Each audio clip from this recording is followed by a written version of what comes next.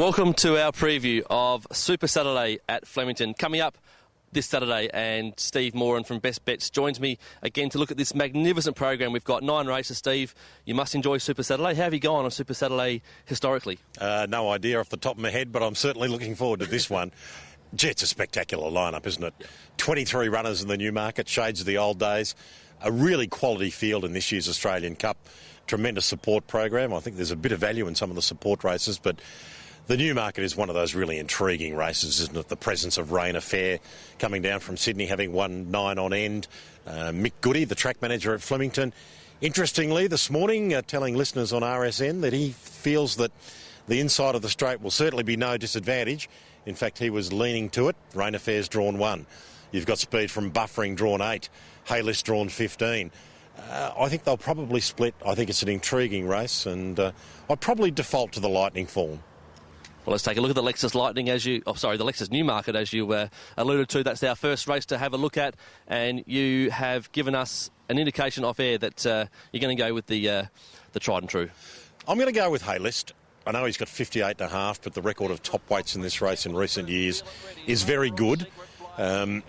Look, Glenn Schofield, interestingly, during the week said he's the best male sprinter in the world. I absolutely agree with him. He probably needs to be to win this race with 58.5. Disadvantaged at the relative weights, of course, by all of those who come through the Lightning. Buffering, Fox Wedge, of course. 5.5 kilos the advantage for the 3-year-old Fox Wedge. But he did have a decisive margin. I think he can control the race from that outside draw where there isn't a lot of other speed around him. And I think he's so exceptional, Haylist. You can talk about Black Caviar breaking horses' hearts. It hasn't happened in the case of this horse. The last 2 times he's raced and Black Caviar hasn't been there. He's won a Group 1 and a Group 2, and he's won them by big spaces. I think he's still the horse to beat for all the queries, for all the well-rated runners, for all the wildcard factors in this race. I still think he's the horse to beat. Major danger? I think it's got to be Fox Wedge, the 3-year-old, who's drawn 17, a couple outside Haylist. He's got that 5.5 kilo relative advantage on Haylist from the Lightning, and he'll certainly be strong to the line.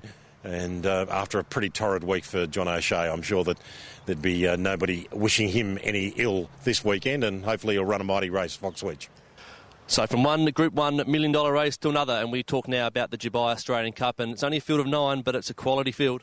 Cracking race. I think on what we saw at Caulfield in the Peter Young, the St George Stakes, you have to default to Lucas Cranach. First run this time in, he won comprehensively by a length and a half. He had a fantastic spring when he was troubled with the hoof issues throughout that spring campaign. The fact that we haven't seen Americane, makes you want to default to Lucas Cranach. I thought Managar's run in the Peter Young was not that much inferior. And Elo, I think, will also run a cracking race. But Lucas Cranach, for me, believe what you saw. He only has to have come forward a fraction from that win to stamp his name on this Australian Cup trophy. So Haylist and, of course, Lucas Cranach, the 2 from the features for Steve Moran from Best Bets. Your best bet, I take it it's not one of those 2. Who is it? No, I think the best is race 3, number 1, Germando in the Sires. I thought his run from the outside gate in the Blue Diamond was extremely good. They ran 34.8 for the first 600 from the standing start in the Blue Diamond. They were flying. He was the one doing all the work to track on the speed from the outside gate. That he was able to hang on and run third, I think, was a Herculean performance. I think he'll win the Sires, race 3, number 1, Germando. What about something at each way odds? Well, hopefully we'll get near to each way odds speediness, only because of the depth in the race. But he's 2 from 2 this time in. His second up win here at Flemington was terrific, beat Pago Rock, of course, who runs in the final race on the program. Rockpecker and Playwright ran 5th and 6th, and there was a margin to the rest. They stepped out and ran 1-2 in a good race here last week. I think the form's held up. He gets the right run.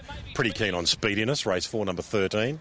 And you've taken a local hope as your roughie for the day. Yeah, Eraset, race 9, number 12. He'll be around the sort of 10, 11 to 1 mark, I would imagine. I thought his first up run down the straight behind Live and Let Die was very good. In an unsuitable contest, much better suited 1400 round the bend, and you look at some of his spring runs against the likes of He's Remarkable. I think he looks well placed at good odds. Race 9, number 12.